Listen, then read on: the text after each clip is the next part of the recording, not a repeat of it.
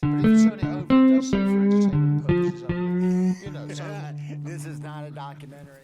Today on CIT, we are discussing the Great Depression and the aftermaths of the Great Depression with Curt Kelley. Curt, welcome again to the show. Always good to see you, Chad. Good to see you here. Let's get into this immediately because we've got a lot of ground to cover. Tell us a little bit about the lead up to the Great Depression. What caused it? Why did it all fall over? It was the Roaring '20s. Absolutely magical time. No one could do anything wrong in America if you were a Gatsby. The stock market was all-time high and things were looking bright. And then, because of no regulations on Wall Street and the bankers, or as I called them, the money changers, got money junkied with their addiction, it all came out of control and a bubble popped. Financial people have been building bubbles ever since the great tulip bubble, okay? And this was no different. And when this one popped, it took America's economy with it, and then, of course, the world's economy.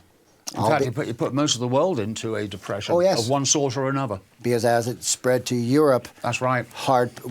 Bad people got elected, Hitler, Mussolini, a few others, yes, and started the fermenting of World War II. But back in America, being that we are isolated from the rest of the world, especially then, much more so than today, Herbert Hoover was president, and his advisors and himself said, well, we simply have to give taxpayer money to these businesses. Well, I thought that was socialism, and I don't think we did socialism right, but Hoover did his bailout, just like Bush and Obama did. But it didn't work. He gave several $100 million to the wealthiest banks, businesses, and some wealthy families, and I don't know what they did with the money, but it definitely didn't restart the economy. Right. 25% unemployment hit pretty quickly by 1931, and that's when the veterans went to D.C. to get their $1,000 bonus that they were promised.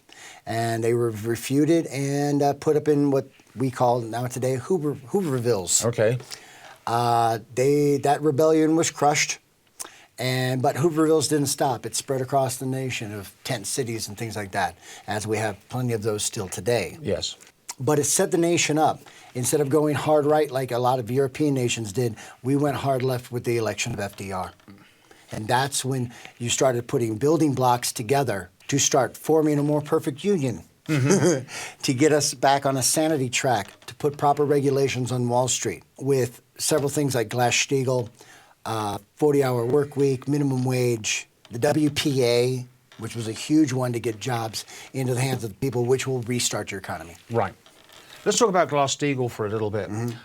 What exactly was that trying to accomplish? Glass-Steagall was literally, remember FDR was in the Navy. He knew a lot about ships. And if you have a ship with no bulkheads, zero bulkheads, you get one hole, what happens? You sink. You sink. He wanted to build bulkheads. Because if you have multiple bulkheads in a ship, you can survive many holes and still sail on to port. Unless your name's the Titanic. Yes, to which didn't have it above E deck. But we've learned from that, yes. The Glass-Steagall separated. He broke the banks up. That's what he did. He broke them up. You got to keep them separated. He put firewalls, bulkheads. Between the different institutions. The commercial bank, the investor bank, the mortgage bank, things like that. So if any one of them fell down, it wouldn't take the rest of them with you. And that's something we didn't have before Glass-Steagall. So it was all like a bank could literally cover everything back then. Yes, a bank, oh yes, absolutely. A commercial bank could go into their depositors, or depositors could go into the commercial side, and it was a mess. So if the commercial bank fell, your deposits went away. Right. If your deposit went away, you don't have a bank. And it worked. Worked beautifully. Absolutely beautifully. We didn't have another major banking crisis until Black Monday in the 80s of the SNL, but that had nothing to do. That was a new scam. That was a new scam they did. They created, and we made regulations after that too. But Glass-Steagall ran, and it was very successful all the way until the repeal in 1999. And well, that must have been Clinton. Yes, it was Bill Clinton. So what happened there? Bill Clinton, unfortunately, did a lot of Republican idea talking points. Please remember NAFTA, North American Free Trade Agreement. That was originally drafted in the 80s when Reagan and Bush were in the White House. I have a real problem when a quarterback of one team is scoring points for the other team. So when you have a Democratic president scoring financial points for a Republican team, we should start asking where our alliances are and who actually backs our interest. Right. So Clinton did that, then CAFTA, then permanent normal trade relations with China, all Republican ideas, and then Glass-Steagall. I remember quite well. He was doing a speech in Milwaukee, and he was promoting, if we repeal Glass-Steagall, we will allow our economy to grow faster and boom harder.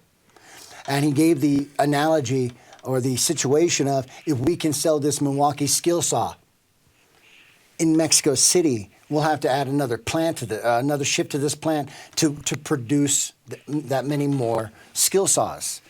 Well, the problem with that theory is the minimum wage in Mexico in 1999 was 38 U.S. cents. That Milwaukee skill saw was about 190 bucks.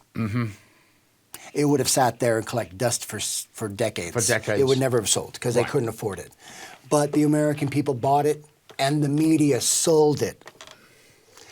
So in repealing of Glass-Steagall, did we have any warning signs from anyone of what might happen? Did we have anybody in the House of the floor, the House of the Senate, saying, excuse me, I don't think you want to do that? Did we have anybody like that? Right. We did. Senator Bernie Sanders. In fact, he wrote a book. It was called The Speech. And he did a filibuster on it. Okay? And he laid it out perfectly. Watch it. Read it. It's amazing. Mr. President, if we repeal Glass-Steagall, the regulations that FDR gave us to get us out of the Great Depression and to not happen again, if we repeal this, I have great fears of what this will do in 10 to 15 years. I predict another national or global depression. Wow. That's 1998, 1999. Right. 2008. That's amazing. Hey, anytime you get a chance to vote for Nostradamus, but he's not speaking in quatrains, I'll go with that guy. Absolutely. So we had warnings about this from very intelligent people, not just Bernie Sanders, but other economists and things like that. They didn't listen. So you have to ask yourself a question. Are they too stupid to understand the ramifications of their decisions, which I do not agree with? These are not stupid people. Or is it intentional? And if it's intentional, there's malice intent. That's how I see it.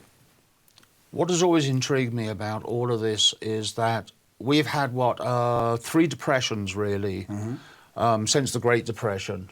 No one ever ends up in prison, do they? Have you noticed that? No, absolutely not. And the last one, they had clear and utter evidence about what caused that total financial meltdown.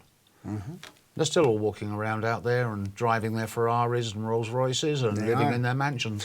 Because once they mess up and they get caught, they own the politicians to rewrite the laws so the next time what they did illegal here is no longer illegal. Right.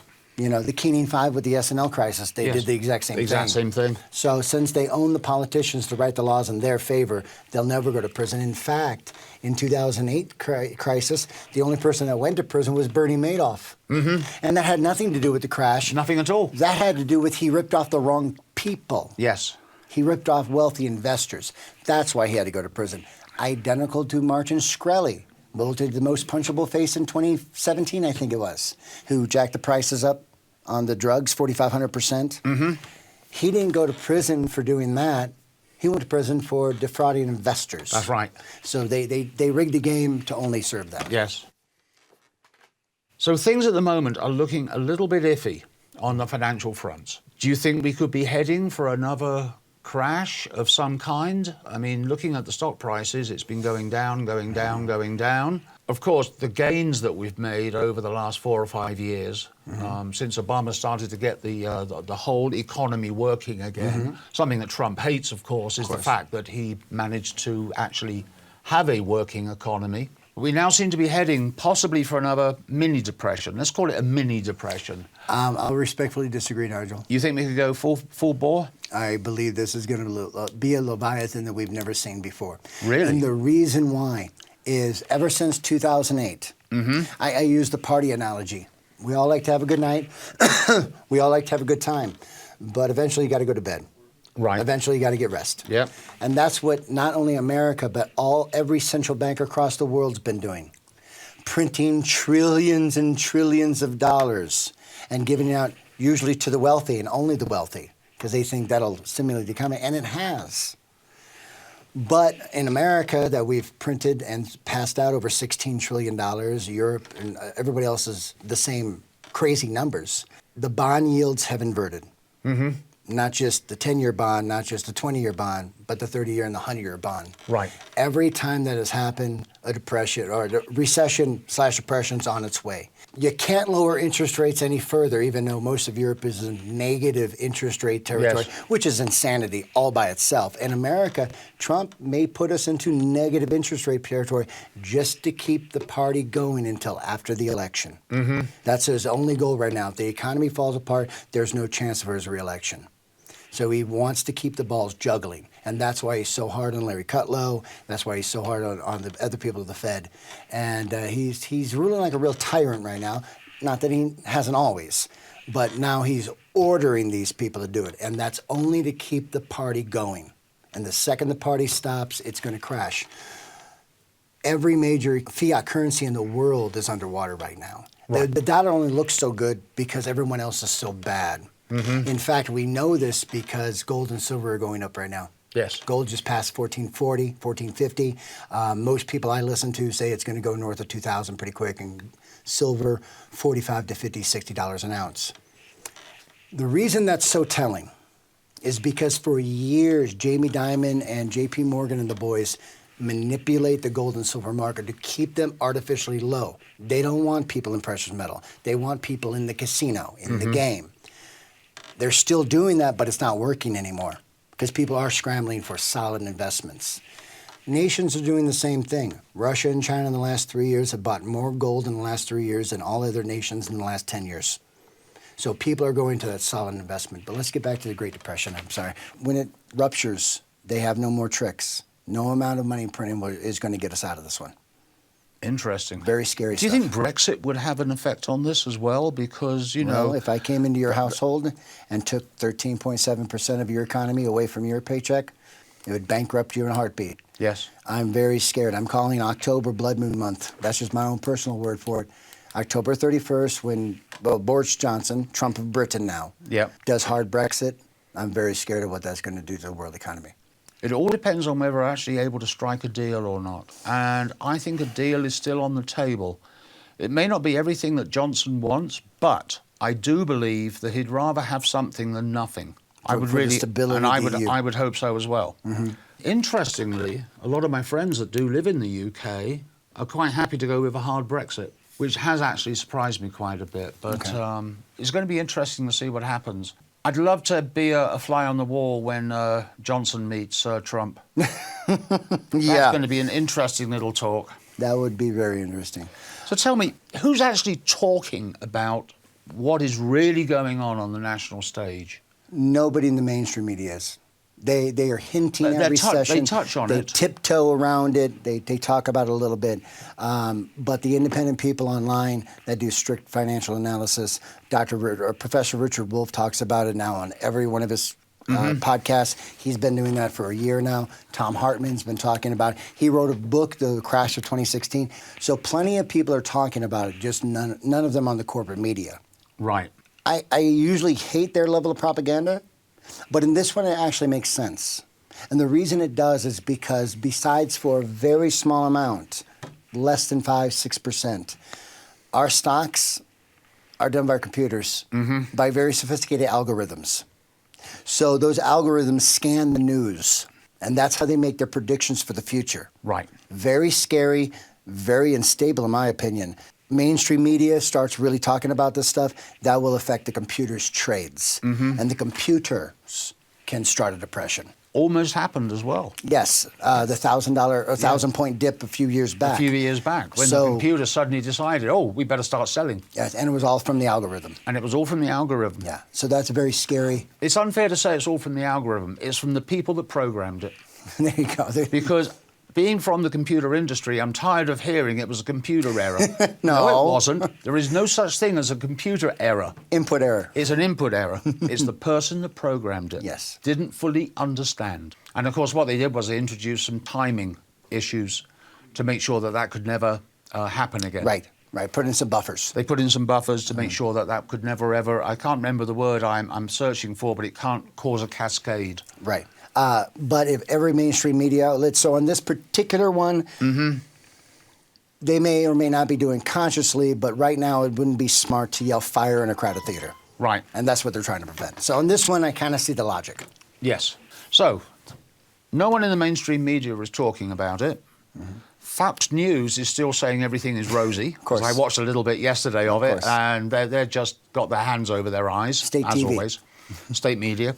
I don't see any numbers globally that give us any hope. World manufacturing is down more than 3.5%, 4%. But how much of that is being created by the trade war with China?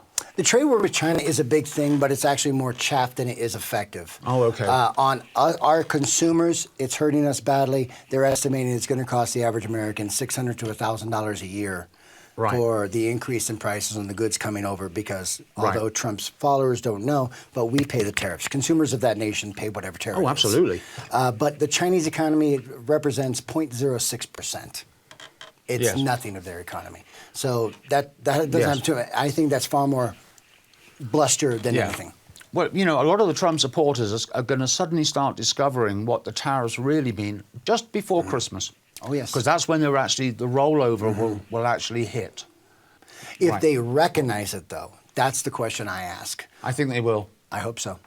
Because a lot of these people, they're planning for their next Christmas right now. If you add 15, 20, 25% onto that price... Receipts are going to be light. And then and that'll be yet another indicator of what's really happening. So you have the world manufacturing, you have all the bonds inverted, you have low receipts for Black Monday or Black Friday may not be so black this year, maybe it may be red this year. So you add all these it's a perfect storm. It all comes together. Absolutely. And when it does, it's going to be a hurricane like we've never seen before. Let's hope we don't do what we did in 2008. Right. Because America has a choice right now. So what did we do in 2008 that was identical to 1930 or 1929? Well, Bush and Obama did the exact same thing a Republican president did. Yes. Now, Bush is understandable. He's a Republican president. Yes. But Obama did the $777 billion bailout, but then we learned later it's more like $15 trillion. Right. When you have Democratic presidents doing Republican economic plans, I'm sorry, you can't make excuses for that. Right. And that's what we did.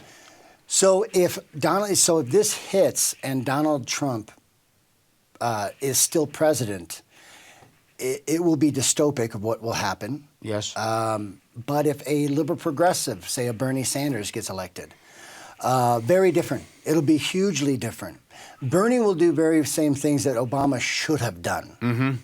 Obama, instead of giving away 14 to 16 trillion dollars of taxpayer money to the very wealthiest people, the banks, and industry. Instead of doing that, he should have paid off all mortgage debt, all credit card debt, all student debt. That amount of money is about $6.5 trillion. Right. Compared to 14 to 16 trillion. Yeah. What that would have done to our economy, it would have been a massive adrenaline. But it would have been a good one. It would have been Cheetos. Well, you know, it's just like Trump's tax cuts. He gave it to the wrong people. Of course. If he had given it to the middle class, if he had given it to the retirees by bumping up Social Security, then we would have had the money to spend. Exactly.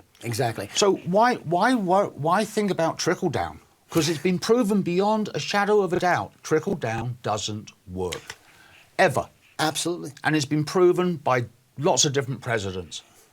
And now we have numbers to quantify it. And now we have numbers. The Federal Reserve, I think it was 3 weeks ago. Since 1980, the top 1% has gained $21 trillion in wealth. That's right. The bottom 90% has lost $900 billion. Trickle down doesn't work. How can that possibly be?